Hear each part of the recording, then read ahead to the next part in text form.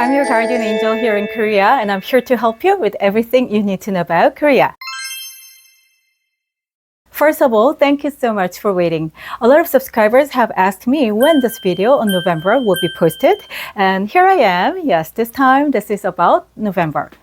If you watch this video, you will get information on weather and useful information to know and what to do in Korea. So, without further ado, let's begin. 레디 Number 1, weather. Are you worried that November will be very cold in Korea? Well, what do you think? Well, in a nutshell, the beginning of November and the end of November could be different. Why? Because November in Korea is a transition month between fall and winter, and fall will give way to winter gradually. That means days will be shortening and also temperatures will be dropping. It will get colder toward the end of the month. In the first half of the month, I said, the beginning and the end would be different. Yes, the first half of the month would be mild. It's not going to be that cold, especially during the daytime. During the daytime, the daily temperatures would range from usually 10 to 15 Celsius, which is about 50 degrees to 60 degrees Fahrenheit. So, it's okay, right? Yes, you will be fine outside, walking around the city or going to other parts of the country to see the nature or whatever. And especially, you are lucky to be here in the first half of the month because you can enjoy the fall foliage in Korea. In general, across the country, you can see them, but especially in Seoul, it's the peak time in Seoul. So wherever you go, you can see the fall foliage in Seoul. So, it cannot be that cold, right? Yes, it's mild, as I said, but in the evening and night, it can become colder, but not extremely cold below zero. It could stay below 10 degrees Celsius, about 50 degrees Fahrenheit. It could be like, dipping to 5 degrees Celsius. So, it can be colder than the daytime, but it's still bearable, right? Of course, it's bearable. So do not worry if you happen to come here in the first half of the month. And toward the end of the month, the temperatures will be dropping. It will drop to about 7 to 10 degrees Celsius in the daytime. And at night, it could be closer to 0 or 2 degrees or something Celsius. That means 32 or 38. But it's just the end of the month, not the whole month, okay? But we know that the weather can be different every year, right? Especially these days, weather tends to be different from what we used to know. Last year, for example, Korea had the strangest November ever. It was so warm till mid-November. But 1 week later, wow, we had the worst snowfall ever in history for November. It was one of the heaviest, and then it lasted for a few days, and we never expected it. So, it's unlikely that you'll see snow or you'll see temperatures dipping below zero, but sometimes it can happen, Not likely, but not impossible. So you need to prepare for unpredictability, but don't panic. It doesn't happen a lot. So I advise you check weather apps closer to your date so that you can prepare better. Number 2, useful things to know. As I said, the weather in November can change over time, with the end a lot colder than the beginning of the month. So that means depending on when you are coming to Korea, the things you might have to bring are different. If you are coming in the first half of the month, you do not need like a thick coat or a heavy jacket or a heavy coat or something, right? I think in the first week especially, you could be okay with sweater, cardigan, hoodie, and jeans or something like that in the daytime. Sometimes you may need coat for the evening time and also the nighttime. It can be unpredictable at times, we all know. So if you come here in the first half of the month, you should bring lots of things, light things, and like thick cardigan or a sweater or like lightweight jacket and lightweight coat or something, and midweight coat as well.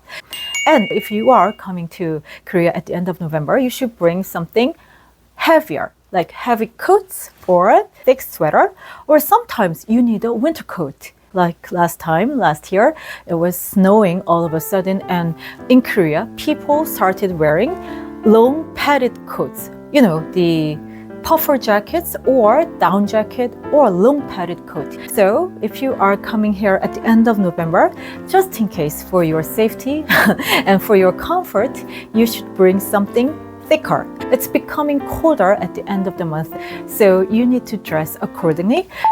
And as for festivals, a lot of you are asking whether there are festivals in Korea.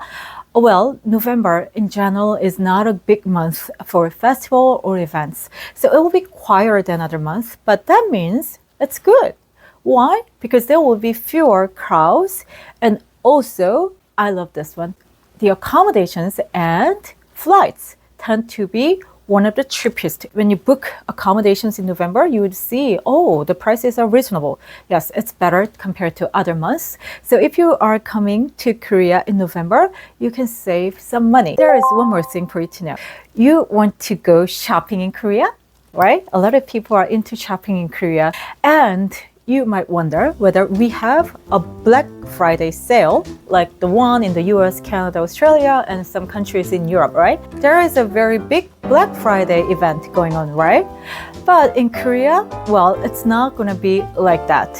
In Korea, most retailers focus their sales online, so they offer promotions online mainly. I mean, there could be some shops offering Black Friday sale deals, but usually you wouldn't feel much of a difference when you shop in Korea. Number 3, what to do? Well, the best thing you can do in the first half of the month is enjoy the fall foliage. Do you remember I said the fall foliage is at its peak in Seoul in the first half of the month? Yes, I love the fall foliage in November. It's so beautiful. It's a spectacle of red, orange, and yellow everywhere. So wherever you go, you do not have to go to special spots in Seoul. You can see a lot of trees changing colors. Yes, I love them, and everybody seems to love it. In particular, I love ginkgo trees. You know what ginkgo trees are? Ginkgo trees are trees with golden yellow leaves. I love ginkgo trees because it's so bright and so golden, and it makes me happy to see it. A lot of roadside trees in Korea are ginkgo trees. So you don't have to go to special places to see and enjoy ginkgo trees, and wherever you go, you can see the ginkgo trees. But if you want to enjoy the fall foliage better, you can go to 2 parks in Seoul. The Seoul Forest is very famous for the fall foliage, and it's such a huge park, so you can maybe spend hours there. And while you're there, just explore the area Seongsu. Seongsu-dong, the neighborhood, is so popular these days among locals and tourists as well. So there are lots of shops, restaurants, and cafes, of course. Yeah, the cafes there are so trendy. So you can go and explore the neighborhood, and also at the same time, you can go to Seoul Forest to enjoy the fall foliage, okay? And you can also go to the Olympic Park, which is another huge park in Korea. They have lots of trees with beautiful autumn leaves, so you're going to love the place. And in central Seoul, there are 5 main palaces in Seoul, and the most beautiful palace in the season is Changdeokgung. Yes, Changdeokgung is so well known for its beautiful fall foliage, and especially there is a place called Secret Garden. I strongly recommend you visit the Secret Garden. You do have to pay separate entrance fee, but it's about only $2, and there you have to be joined by a guided tour to see the Secret Garden, and also there could be lines waiting to get the tickets unless you have made an online reservation beforehand. But despite all of this, it's so worth it, and it's going to be your favorite place in Korea if you happen to go to the Secret Garden in Changdeokgung. And lastly, as for the fall foliage, I have one more spot to introduce, and this is kind of a hidden place, and not many Koreans even know about this place. This is called Seokpajong. Seokpajong is a traditional place, once a vacation home of Hungsun Daewongun, the father of the last king of Joseon dynasty, Gojong. And he loved this place so much, so he built a beautiful garden and like pavilion and everything. And the nature there is so beautiful as well. And in the fall, the trees change colors so amazingly, and you're going to be mesmerized by its beautiful fall foliage in the place.